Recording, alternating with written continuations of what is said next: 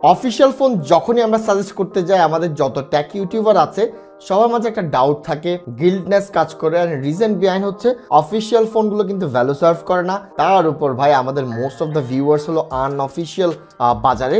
So ওই কারণে হয়তো অনেক সময় আনওয়ান্টেড কিছু কমেন্ট ফেস করা লাগে, আর আমরা নিজেরাই বেসিক্যালি ভ্যালু ফর মানি ফোনগুলো পছন্দ করি। সো ওই জায়গাতে আমরা অফিসিয়াল ফোনগুলো তেমন একটা সাজেস্ট করতে চাই না, কিন্তু এই ফোনের ক্ষেত্রে এটা বলা যাবে না। আমার হাতে এটা রিয়েলমি C85 Pro, হ্যাঁ বেস্ট ভ্যালু ফর মানি এই বাজেট আমি বলবো না যদি কম্পেয়ার করি আনঅফিসিয়ালের সাথে, তবে ভাই প্রিটি ক্লোজ। তার উপর অফিসিয়াল ফোনের যত অ্যাডভান্টেজ রয়েছে সবগুলো আপনারা এই ফোনটাতে পেয়ে যাবেন। এই ফোনের কিছু ইউএসপি নিয়ে আলাপ করি। দেখেন এই ফোনটার অ্যামোলেড ডিসপ্লে তো অবশ্যই আছে ভাই, এইটার ব্রাইটনেস আমরা S25 Ultra থেকেও বেশি, হুইচ ইজ ভেরি সারপ্রাইজিং এই বাজেট সেগমেন্টে। অলমোস্ট এইটার আমি যদি অফিসিয়াল প্রাইস চিন্তা করি এটা 10 টাইমস এই ফোনটার, কিন্তু এটার ব্রাইটনেসটা S25 Ultra থেকেও বেশি। আর একটা অ্যামেজিং ইউএসপি হইলো ভাই এটাতে IP68 69 দেয়া, এইটা কিন্তু বেশ ডিউরেবল। পানিতে বলেন আপনি এইটা ইচ্ছা মতো চুবায় রাখতে পারবেন, বরফ বানাইতে পারবেন, এই ফোনের সাথে না কিচ্ছু হবে না। তার উপর 7000 mAh ব্যাটারি, কিন্তু এত বড় ডিসপ্লে আর 7000 mAh ব্যাটারি থাকার পরও ফোনটা বাল্কি না, আপনার হাতে হ্যান্ডি মনে হবে। ব্যাটারি অ্যান্ড সাইজটা চিন্তা করেন। ইন্ট্রো গেল, ইউএসপি গেল, এবার সরাসরি আমরা ঢুকে পড়বো পিলার্সে। শুরুটা করবো ব্যাটারি নিয়ে। ব্যাটারিতে এখানে পেয়ে যাবেন 7000 mAh ব্যাটারি এবং ফাস্ট চার্জিংয়ের জন্য পেয়ে যাবেন 45 ওয়াটের ফাস্ট চার্জার, যা কিনা বক্সেই পাবেন। তবে ভাই একটা ব্যাপার ক্লিয়ার করে দেই, 45 স্যামসাং আইফোনের জন্য অনেক বেশি হলেও এই 7000 mAh জাইগান্টিক ব্যাটারির জন্য এইটা ছোট চার্জারই চার্জ হতে অনেক সময় লাগে, অলমোস্ট 2 আওয়ার সময় নেই। ব্যাটারি লাইফ নিয়ে কোনো কমপ্লেন নাই ভাই, মাখন ইজিলি 1.5 থেকে 2 দিনের ফোন।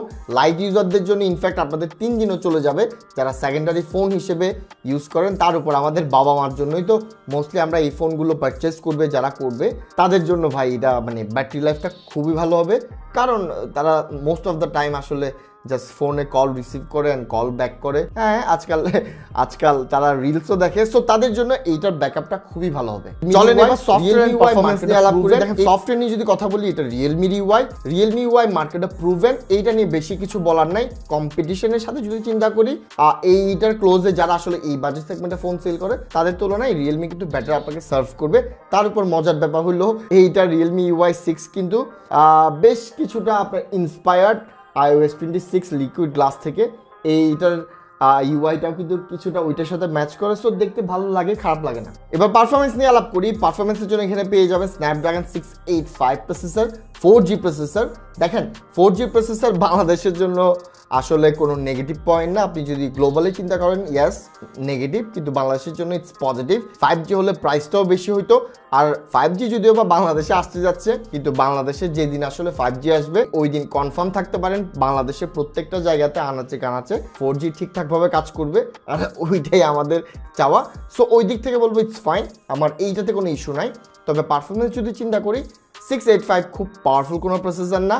হ্যাঁ ডে টু ডে টাস্কের জন্য ইটস ফাইন। হালকা টুকটাক গেম টেম যদি খেলে থাকেন, কারের কিছু Asphalt 910 যা আছে ওইগুলোর জন্য ইটস ফাইন। হ্যাভি গেমিংয়ের জন্য ভাই কোনোভাবে এটা চিন্তা করেন না।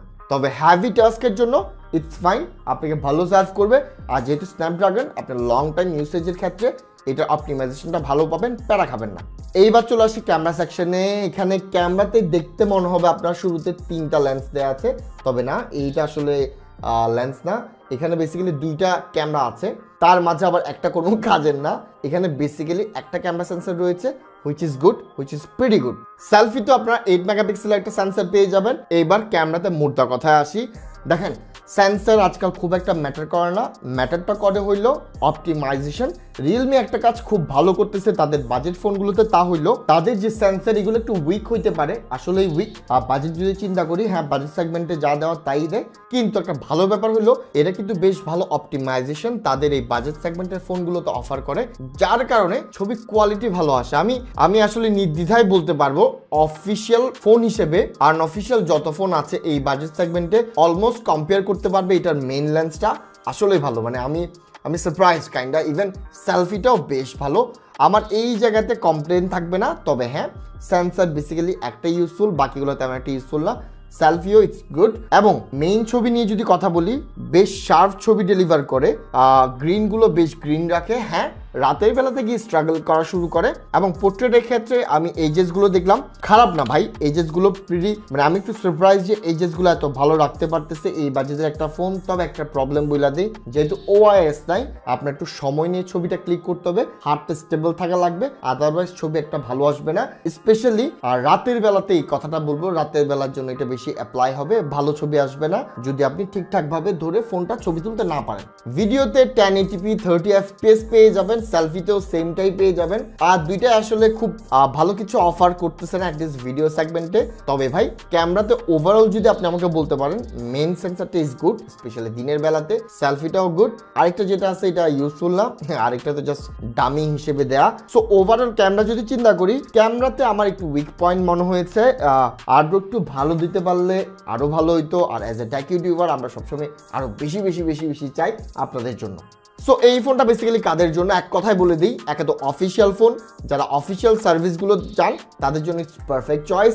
তার উপর যারা জাইগান্টিক ব্যাটারি চাচ্ছেন এবং IP69 চাচ্ছেন, ফোনটা ডিউরেবল হবে চাচ্ছেন, স্পেশালি বাবা মার জন্য কিনে দেবেন বা আপনার ওয়াইফের জন্য, এবং আপনার বেবি আছে যাদের বাচ্চারা ফোন তোন ধুপধাপ ফিল্লা দেয়, তাদের জন্য ভাই এটা খুব ভালো একটা চয়েস। আর সেকেন্ডারি ফোন হিসেবে যারা আসলে বারবার সেকেন্ডারি ফোনকে চার্জ করতে চান না, তাদের জন্য এটা পারফেক্ট একটা চয়েস হতে পারে, যেহেতু 7000 mAh ব্যাটারি, সেকেন্ডারি ফোন হিসেবে রাখলে 2 থেকে 3 দিন আপনার আরামসে চলে যাবে। সো ভিডিও এখানে শেষ করলাম। ভিডিও ভালো লাগে থাকলে লাইক, কমেন্ট, শেয়ার, সাবস্ক্রাইব করে পাশে থাকবেন। ধন্যবাদ, আসসালামু আলাইকুম।